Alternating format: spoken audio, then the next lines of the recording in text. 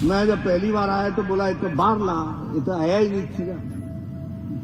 किती मिलना किती तोड़ना, दिल्ली जाना,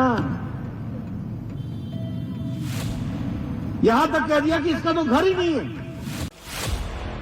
गांव किसी कौन जानता, गांव किसी जाना किसी चलनी होना इससे। मैंने कहा एक बार मौका दो, तुम सबसे ज्यादा तेज चलूंगा और पूरी पहाड़ी नाप दूंगा, ये भी ध्यान रखना। पहले जब कोई बॉर्डर पर अटैक होता था तो क्या होता था, अगर पुंछ में हुआ तो एक चिट्ठी जाती थी नगरोटा, नगरोटा वाला लिख करके भेजता था उसको चंडी मंदिर, चंडी मंदिर वाला लिख करके भेजता था दिल्ली, और दिल्ली बोलती थी इंतजार करो। प्रधानमंत्री ने ऐसा कहा था कि तुमने बहुत बड़ी गलती कर दी है, तुमको इसका खमियाजा भुगतना पड़ेगा। और तीसरे दिन पाकिस्तान की जो सेंटर चल रहे थे टेररिस्टों के ट्रेनिंग के, सारे ध्वस्त कर दिए। और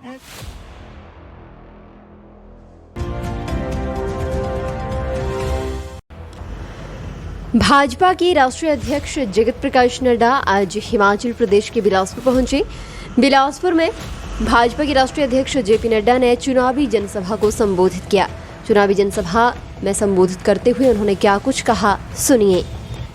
पहले तो मैं यहाँ आया हूँ तो नार सिंह दजिए को नमन करते हुए, श्री नैना देवी माता को नमन करते हुए अपनी बात को प्रारंभ करता हूं। मैं जब कंदरौर में आया तो बैठा बैठा मैं सोच रहा था कि इस जगह से मेरा संबंध कुछ विशेष है, और मेरे जीवन में, सार्वजनिक जीवन में राजनीतिक दृष्टि से आने का मौका कि कर्म भूमि की गंगोत्री कंदरौर ही है, जहां मुझे आज से 36 साल पहले लेखराम जी लेकर के आए थे। उस समय हमारे ओम प्रकाश जी प्रधान होते थे, जीत राम जी कार्यकर्ता होते थे, बलवंत जी होते थे। सब लोगों ने मिलकर के उस समय एक कंदरौर के आंदोलन में मुझे काम करने का मौका मिला। मैं याद कर रहा था प्रकाश जी की उन दिनों माता जी जिंदा थी और पिताजी भी जिंदा थे, तो वो हमको हमारी चिंता भी करते थे और आंदोलन में भाग लेने के लिए प्रोत्साहित भी हम सब लोग को करते थे। शुभकर्ण जी की दुकान में दिन में 10-10 बार चाय पीना, आंदोलन को चलाना, तो इसलिए कंदरौर के साथ बहुत पुरानी यादें, 36 साल पुरानी यादों को मैं ताजा कर रहा था। और आप लोगों ने जो साथ दिया वो कभी भूल नहीं सकता, और उसी को लेकर के आगे चलने का हमने प्रयास किया। मित्रों, आज चुनाव की बेला है, त्रिलोक जम्वाल जी ने आपके सामने सारी बातें बहुत तफसील से रखी हैं और बहुत तरीके से उन्होंने सारी बातों को रखा है। मैंने कई चुनाव लड़े, आप लोगों ने एक बार नहीं बारंबार मुझे आशीर्वाद दिया, आपने मुझे बहुत बड़ा बनाया, और इसलिए आपका ऋण मैं कभी चुका नहीं सकता।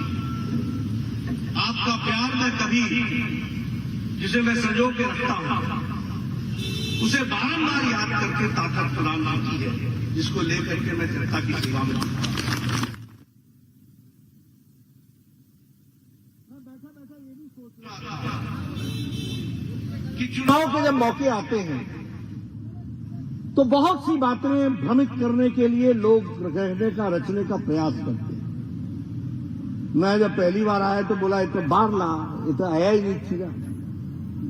किती मिलना किती तोड़ना, दिल्ली जाना, यहां तक कह दिया कि इसका तो घर ही नहीं है। वो भी हमने देखा, वो भी दौर देखा। आप लोगों ने जनता को समझाया कि यहीं का है जगत प्रकाश, यहीं रहेगा, यहीं काम करेगा। फिर कहने लगे ये पारला है, वारला चाइंदा।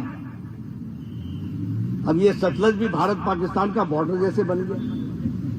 वो भी हमने दौर देखा, वो भी हमने सुना, वो भी हमने समझा। फिर कहने लगे कि गांव किसी कौन जानता गांव तो किसी जाना किसी चलनी होना इससे। मैंने कहा एक बार मौका दो, तुम सबसे ज्यादा तेज चलूंगा और पूरी पहाड़ी नाप दूंगा, ये भी ध्यान रखना। तो आपने हमको आशीर्वाद दिया। फिर मैंने पहाड़ियां चढ़ी, देखी, घूमी फिरी। ये मैं आपको इसलिए बता रहा हूं कि जब चुनाव आता है तो भ्रम जाल फैलाया जाता है, और कई बार हम इस भ्रम जाल में फंस जाते हैं, और इस भ्रम जाल के कारण जो मूल मुद्दा है उससे हम भटक जाते हैं। और इसलिए मैं आपसे निवेदन करने आया हूं। देखो, बहुत मुश्किल से लक्ष्मी जी को मना के और दुर्गा जी की तपस्या करके पूरी ताकत बिलासपुर लेके आया हूं। आसान काम नहीं होता। ये आप अगर सोचते हो कि ऐसे ही आ जाता है, ऐसे ही हो जाता है, ऐसे नहीं होता। 70 साल गुजर गए आजाद, 75 साल गुजर गए आजादी के। आपने भी देखा, हमने भी देखा। कौन पूछता था हमें? किस भाव डालते थे हमारी कीमत? यहां प्रधानमंत्री उस समय पॉलिटिकल टूरिज्म में आया करते थे। गर्मी का मौसम आया तो आ गए, कभी यहां की चिंता नहीं की, कभी यहां के बारे में सोचा नहीं। और आप और हम प्रधानमंत्री के बारे में कहते थे कि जब प्रधानमंत्री आए थे, जब प्रधानमंत्री आए थे, यानी एक ऐसा ओकेजन हो जाता था जैसे प्रधानमंत्री कभी आए हों। और आज प्रधानमंत्री मोदी जी हर पुकार पर आपके बीच में रहते हैं और आपके साथ खड़े रहते हैं, ये हमको समझना है। इसलिए मित्रों, मिट्टी अगर अपना हक अदा नहीं करती तो फल कितने भी लगे हो, पौधा सूख जाता है। मिट्टी को अपना हक अदा करना पड़ेगा। और 12 तारीख वो समय है जब मिट्टी अपना हक अदा करेगी। और इसलिए मैं आपको निवेदन करने आया हूं। बहुत छोटी छोटी घटनाएं होती हैं, लेकिन उसको समझने की जरूरत होती है। जब कोई बॉर्डर पर अटैक होता था तो क्या होता था? अगर पुंछ में हुआ तो एक चिट्ठी जाती थी नगरोटा, नगरोटा वाला लिख करके भेजता था उसको चंडी मंदिर, चंडी मंदिर वाला लिख करके भेजता था दिल्ली, और दिल्ली बोलती थी इंतजार करो। यहां हमारे बैठे हैं फौजी भाई, आप सबको पता होगा, हमारे रुपेंद्र जी बैठे हैं, उनको अच्छी तरीके से मालूम है कि किस तरीके से काम होता था। आज मोदी जी के आने के बाद साफ कह दिया गया है, इत्तला बाद में देना, दुश्मन को पहले मार के आना, इस तरीके की व्यवस्था करना। ये अंतर आ गया, इसको हमको समझना होगा, जानना होगा। यह हिमाचल के प्रतिष्ठा का सवाल है, यह हिमाचल के विकास का सवाल है, ये किसी व्यक्ति का सवाल नहीं है। ये मोदी जी ने जो आशीर्वाद दिया है, जिसको धरती पर उतारा जा रहा है, उसको पूरा करने का समय है। अगर अटल टनल 10 साल के लिए रुक जाती है तो देश का नुकसान होता है, प्रदेश का नुकसान होता है। अगर हाइड्रो इंजीनियरिंग कॉलेज 5 साल तक रुक जाता है तो देश का नुकसान होता है। अगर कोल डैम का पानी पूरे 5 साल तक रुक जाता है तो बिलासपुर का नुकसान होता है। इसको हमको समझना होगा और अपने नुकसान को से हमको बचना है, हमको आगे बढ़ना है। इसलिए मैं आपसे निवेदन करने आया हूं, त्रिलोक जम्वाल जी को आप समर्थन दें। मैं त्रिलोक जी के बारे में भी आपको बताना चाहूंगा। बहुत कम लोग जानते हैं, लेकिन त्रिलोक जी एक बहुत ही कर्मठ पार्टी के कार्यकर्ता रहे हैं। कर्मठ, जो काम इनको दिया इन्होंने ईमानदारी से उसको पूरा किया, जो काम, और जहां जहां भेजा इन्होंने ईमानदारी से काम किया।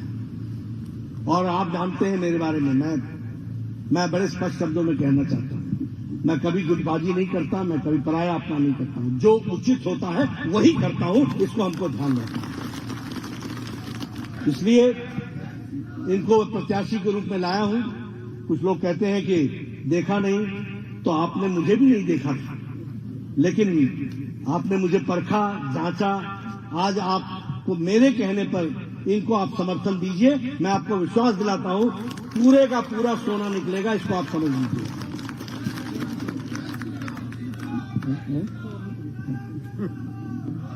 24 कैरेट सोना निकलेगा, ये मैं आपको बताना चाहता हूं। इसलिए इनको आप समर्थन दीजिए। और मैं फिर कहता हूं, व्यक्ति महत्वपूर्ण है, लेकिन व्यक्ति से ज्यादा महत्वपूर्ण पार्टी है, और पार्टी से ज्यादा महत्वपूर्ण देश है।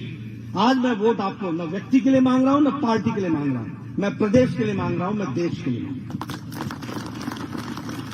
और इसीलिए अब मैं कहना नहीं चाहता, बहुत सी बातें कह सकता हूं। मेरे से पत्रकारों ने पूछा, ये कांग्रेस पार्टी, इनका हाल देखो, भारत जोड़ो में निकले, पार्टी जोड़नी नहीं, भारत जोड़ो में चले। अच्छी बात है। क्यों? राहुल गांधी यही राहुल गांधी है ना। जब जेएनयू में नारे लगे, अफजल हम शर्मिंदा हैं, तेरे कातिल जिंदा हैं, ये अफजल कौन था? पार्लियामेंट में अटैक करने का मास्टरमाइंड था। और कातिल कौन हो गया? सुप्रीम कोर्ट का जज, भारत का राष्ट्रपति उस समय का प्रणब मुखर्जी, ये कातिल हो गए।